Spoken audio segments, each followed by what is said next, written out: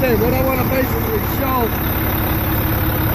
from the turbo here all the way to the back, this truck came out of the shop Wednesday there because there was an exhaust leak coming inside the truck, a fume leak. 2 drivers got sick.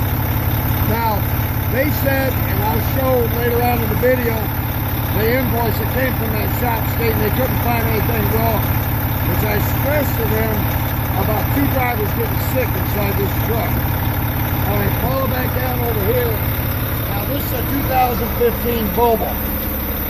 All right, go ahead and shine your light, your flashlight there. Where is it?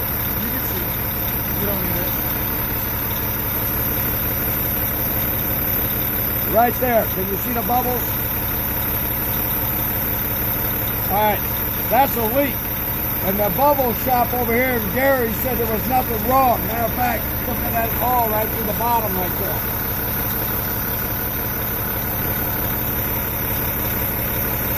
Look how bad that's leaking. Are you getting a real good close picture on that? Now they tried to tell me that there was no exhaust leak going on. And I've got the invoice from their shop when they gave me the truck back. Alright?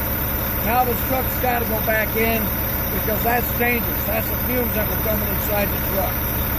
And it's our understanding from the exhaust manifold to this region system, any leakage right through there is where the dangerous toxins are.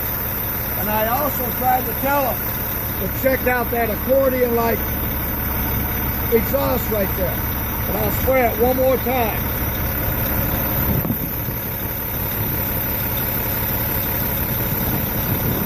There you go. Now, if that ain't a leak, I don't know what else you'd want to call it.